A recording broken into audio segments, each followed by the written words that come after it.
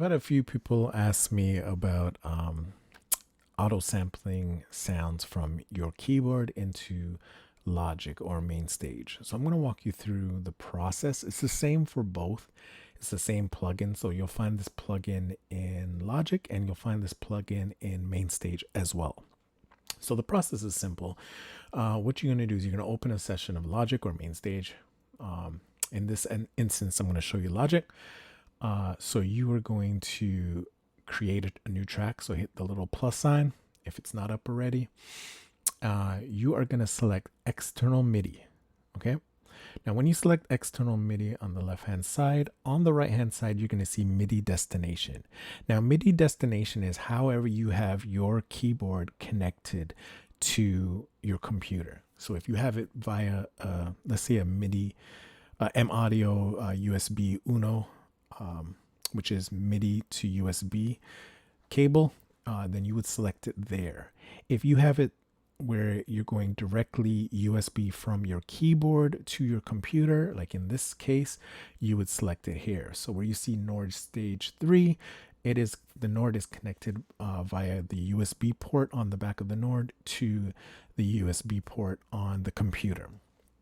So that would be your MIDI destination here. Okay, depending on which MIDI interface or whatever you're using, that's what you would select here. Okay, on the left hand side, one more step, you're going to click on Use External Instrument Plugin.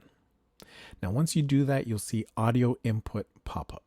Now, audio input is whatever audio interface you have. So if it's a Focusrite, Apollo, M Audio, whatever you're using, you're going to select the audio inputs on that. Okay. And you want to make sure that under where it says device, that it's selected whatever your audio interface device is selected under there. Okay.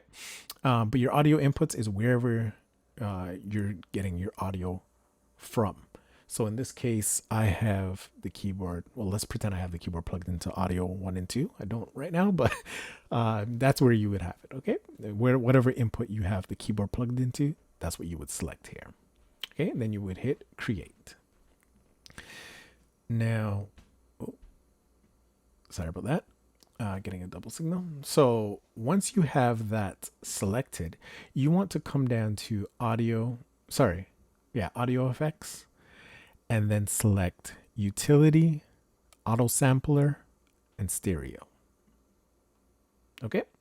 Now, when you're on this AutoSampler page, you're going to see my mic level set because I have my mic plugged into channel 1. So that's why you're seeing it here. But if you have your keyboard plugged in and you start playing your keys, you should see your keys pop up in this section. Okay, you should see the audio level.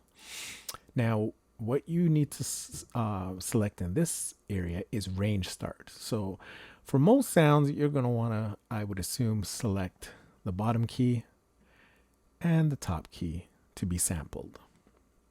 Okay, so let's say this was a piano, something that's very intricate. You would want to sample, I would say, either every 6 keys or every 3rd keys. Now, the difference is the more keys you sample is the bigger the file is going to be and the longer it's going to take to process on your computer. Okay, so something to keep in mind depending on what you're running. Velocity layers, you want to select, I would say, 8 as an average. And what that means is how hard or soft the sample is going to be in the file. Right. So if it's something you want intensely sampled, you want to have more velocity. So if you play it soft, it's soft. If you play it hard, you hear it hard type of thing. Okay. And then the next step is just to hit sample. Now, once you hit sample, it will bring up this dialog box. And this is where you would put whatever you're naming your sound. So if it's a Nord piano, put Nord piano, or a Kronos bass, whatever, you would put the name. Okay, then hit start. Now, once you hit start, it will begin sampling those keys that you have selected on your keyboard. Now, what you want to keep in mind is you don't want to touch the keyboard during this process because that will be sampled.